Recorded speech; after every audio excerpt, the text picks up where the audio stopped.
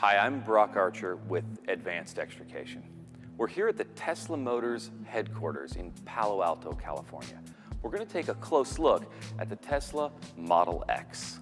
It's a unique vehicle and it may create some challenges for rescuers at roadway incidents. In this short training video, I'm going to talk with you about the high voltage components within Model X and the high-strength steel that surrounds the Falcon Wing doors and much of the passenger compartment. And I'm Randall Wells, Assistant Chief with the Denver Fire Department. I'm going to walk you through a step-by-step process that allows access through the Falcon Wing door along with total sidewall removal.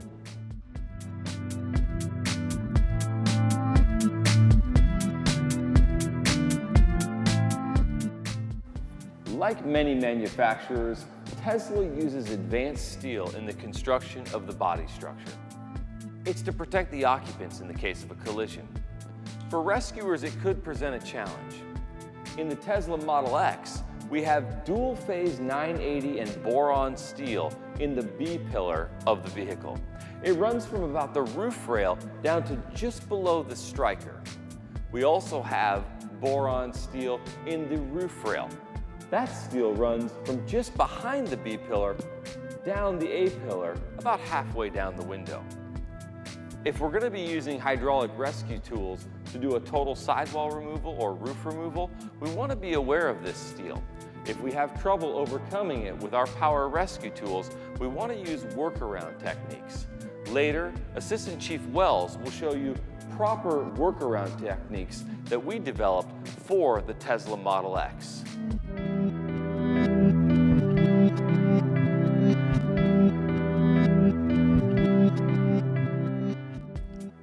Let's take a minute and look at the high voltage components within Model X. It's very similar to the Model S, so in this video we'll only be talking about the changes that were made to the high voltage system.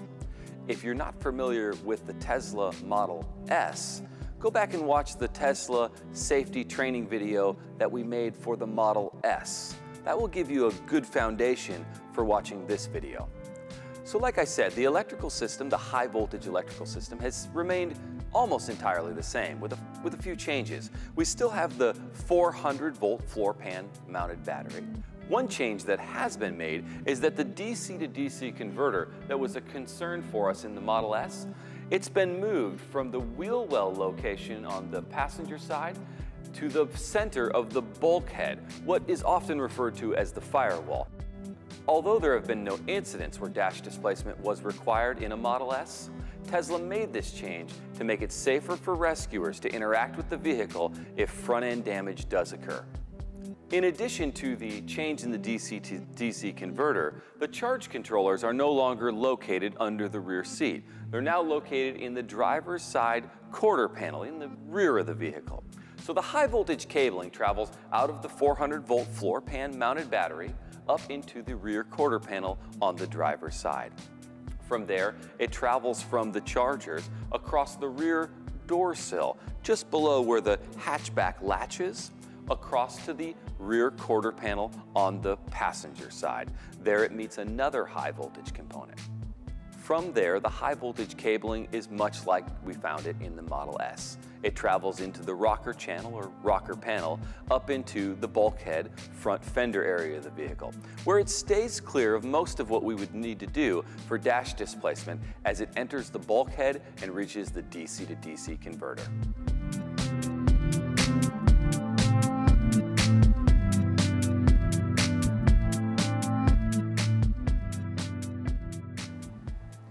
Shutting down the high voltage and isolating it to the battery is important anytime we're going to do any cutting or crushing on any electric vehicle. The Tesla Model X makes it easy with the first responder cut loop located here underneath the front trunk of the vehicle. We simply lift up this panel and access the cut loop. After double cutting the cut loop, the vehicle is made safe for our operations by isolating the high voltage to the battery. Of course, we can never assume that the high voltage has been completely isolated to the battery, and we must always treat all high voltage components in the vehicle as if they're live, regardless of any shutdown procedure we've taken on any high voltage vehicle. The isolation and shutdown procedures for all high voltage vehicles remains the same. After our 360 size up, if we've deemed the incident safe to enter the hot zone, we're going to chock all 4 wheels on the outside of the wheels. Electric vehicles move silently, so we want to do this to prevent movement of the vehicle. Then we want to enter the vehicle if safe to do so, shut the vehicle down, and utilize the parking brake or emergency brake within the vehicle. At that point, we want to follow the manufacturer's shutdown procedures to isolate the high voltage to the battery. In the Tesla Model X, that includes shutting down the ignition and utilizing the first responder cut loop. You can look at the Tesla ERG for the Model X for more information on high voltage shutdown.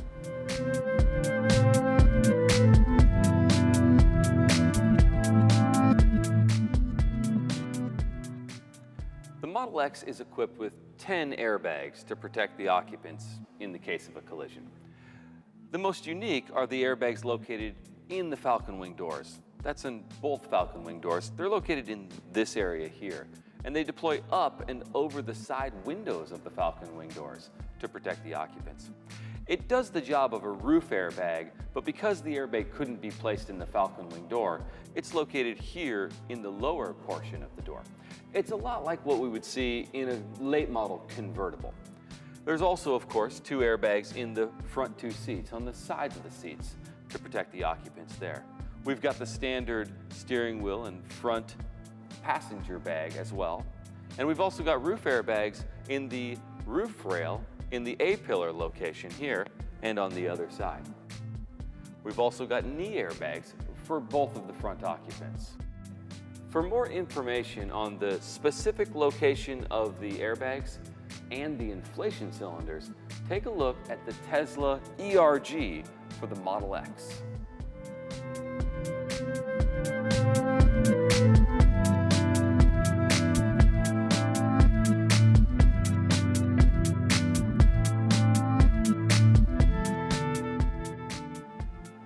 Now let's look at the various openings on Model X. The doors, the luggage compartment trunk area, and the front trunk. The Model X has some unique openings, and so it's important that we talk about it in this video. And it's also good to look over again the emergency response guide to get all the little details on opening the Model X. When extrication isn't required and we need to gain access to the vehicle, a lot of the openings on the vehicle can be controlled with the fob key. It looks like a little miniature Tesla Model X. Anywhere on the vehicle that we'd like to open, we can simply depress that area twice, and it will open up that area of the vehicle for us. We'll show you that in a second. There's one exception. To open the driver's side front door, we simply depress the roof of this fob key twice, and that'll open up the driver's side door. Otherwise, of course, pressing on the sides will open the Falcon Wing doors. The front will open the front trunk, and the back of the key, depressing that twice, will open the liftgate luggage compartment area of the vehicle. Let me take you around and show you the various openings on Model X. One thing to keep in mind is that if 12-volt power is not present in the vehicle, of course, the fob key will not open the vehicle in any way. We're going to take a look at the front trunk first. Of course, the Model X doesn't have an internal combustion engine that takes up this space, so this area is left open for luggage compartment area. We call it the front trunk. Like I said, we can open the front trunk with the fob key by depressing on the front of the key twice, and that'll open it up. After we've pressed the key, it will simply present itself in the open position. We don't have a lever or anything else we need to do afterwards. We simply just lift the front trunk up. If we lose 12-volt power, we have no other options for opening the front trunk, so Tesla has included a second option for opening the front trunk for first responders. Of course, like any incident, we want to check all the luggage compartment areas for any hazards before we take action on the vehicle. It's part of our initial size up of the incident. So the option for opening the front trunk when there is no 12-volt power is down here in this area. If we open up this area here where we would normally insert the tow hook, often many late model vehicles have a tow hook in the front that you just screw into place for towing the vehicle. That's no exception here with the Model X. Underneath this panel, as you can see here, we have two pull strings. Simply pull on these two pull cables, or these pull strings, and the front trunk will release itself. That will give you access to this area when 12-volt power is unavailable. Now on the side of the vehicle, let's take a look at the doors. We've got the front door and the Falcon Wing door. The front door can be opened just like we opened the Model S door, with one simple exception. When we depress the door handle on the Model X, the door just presents itself, and then we can open it and close it at our own will. With the Falcon Wing doors, we depress the handle and the door opens all the way out and up on its own. So without 12-volt power, we're not going to be able to open the Falcon Wing door from the outside. In that case, we need to use the emergency release cable put in place for first responders. It's here underneath the speaker grill on the inside of the door. We simply remove this speaker grill and then use this cable to open the door latch manually. Once the latch is released, we can lift the door up with a single rescuer without any problem. It should stay in the open position at that point. We have two other options for opening the Falcon Wing door from the inside if we have 12-volt power. One is this red button here on the outside door sill of the door. We simply depress that button and the door will close. We can also use the occupant switch inside the vehicle located here on the B-pillar. Lifting this switch up will open the Falcon Wing door from the inside. Pushing it down will close the door.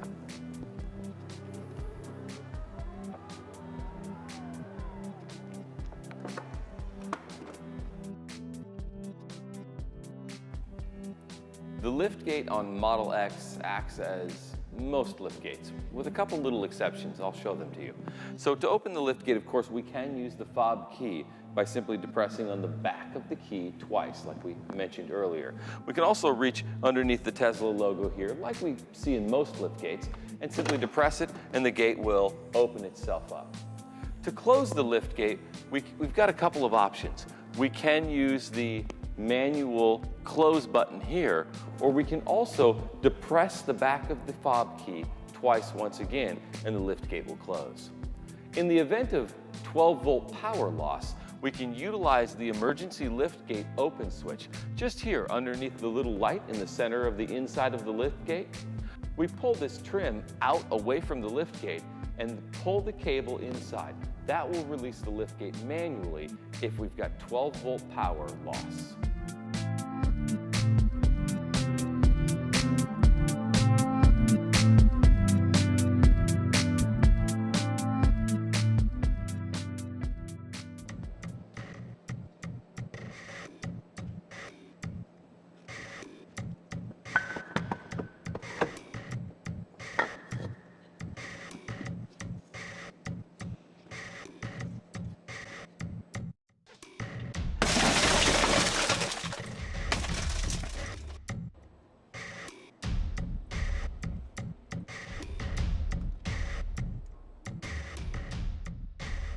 Now our first step. We're going to utilize a variation of the vertical crush or spread to attack the upper sill, remove it, and gain access to the inner hinge. Now we're going to have our crew go to work.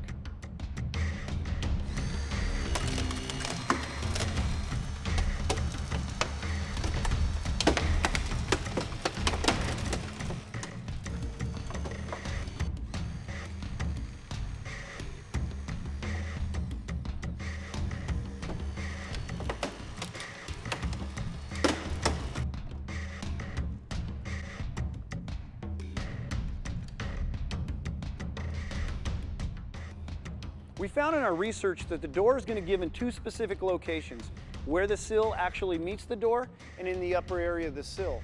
If the window gives in the upper area of the sill, we're going to go ahead and cut the hinges to get a release on the Falcon door. Now we're going to step back to the B-post and utilize our spreaders to lay down the Falcon Wing door. This will give us access to the latch and also to the manual release located in the speakers. Now we're going to have our crew remove the door completely.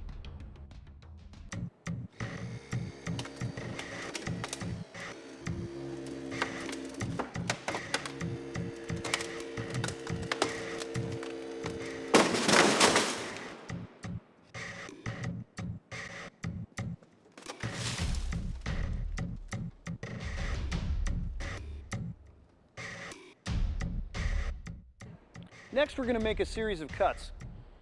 2 in the shape of a pie and a 3rd angled in towards the A-pillar. This will allow us to work around the ultra high strength steel located in the upper areas of the B-pillar. Then we're going to drop down. When we do this, we need to recognize the location of the striker and the pre-tensioner. It's crucial that we make our cut between the two. This will allow us to circumvent the ultra high strength steel located in the bottom of the B-pillar. And this will complete our total sidewall removal.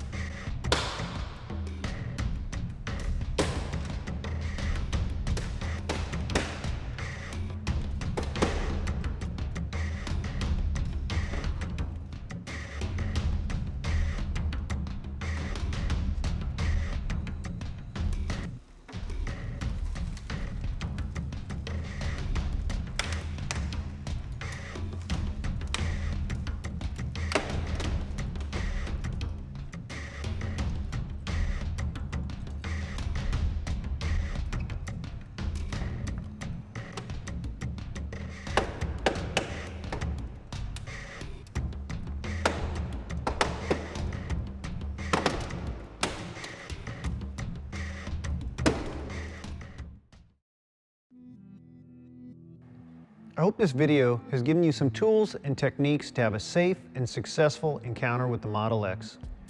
The intention of this video isn't to be standalone training. It should accompany training that you receive from a qualified EV instructor.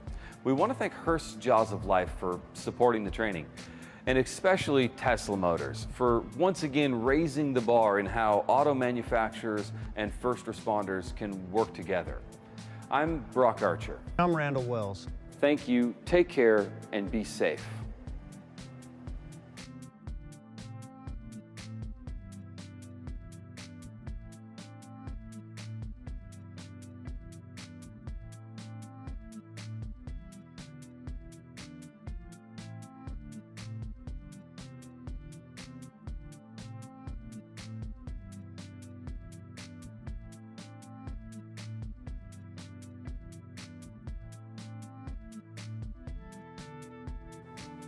From there, it travels to the DC to DC converter at the center of the bulkhead.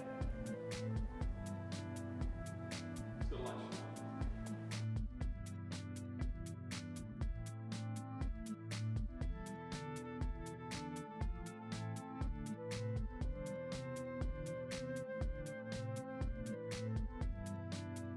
Have a safe and successful.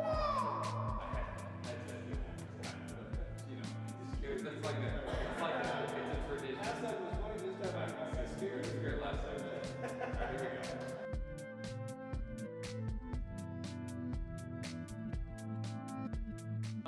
It's on you.